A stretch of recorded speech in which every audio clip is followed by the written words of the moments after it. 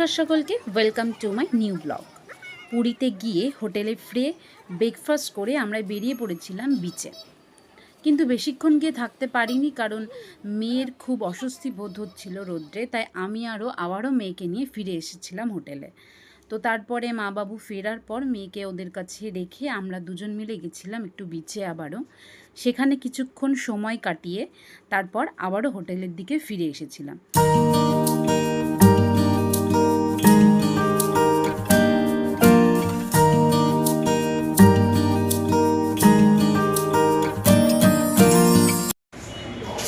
তো বিচ থেকে এসে আমরা অলরেডি রেডি হয়ে গেছি। এখন আমরা দুপুরের লাঞ্চের জন্য বেরোচ্ছি। সকলে লাঞ্চ করে নিয়ে একটু রেস্ট নিয়ে তারপরে আমরা আবার বিকালবেলায় বেরিয়ে পড়ব। আমরা চলে এসেছি হোটেলে, আর সবাই আসেনি, মা আর মাসি মেয়েকে নিয়ে রুমে রয়েছে। ওদের খাবারটা আমরা এখান থেকে প্যাকিং করে নিয়ে যাব। আর এখানে আমি, ও, মেশো আর বাবু এসেছি, 4 জন।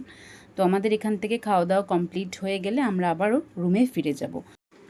আর বিকালবেলায় বেরোবো, সকলে বিচের দিকেই যাব, অন্য কোথাও আজকে আর যাওয়ার প্ল্যানিং নেই, বিচে গিয়েই বসার আছে। এই দেখ, এই দেখ মাম্মা, বেরিয়েছি তো আমরা বেরিয়েছি বাবা। এই দেখ আমরা কোথায় বেরিয়েছি, এই যে এত বুগলু এই যে।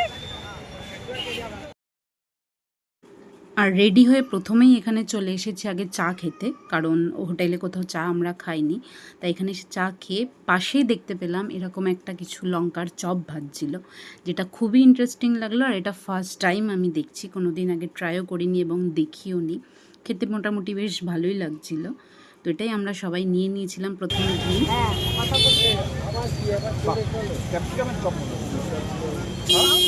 কেমন খেতে?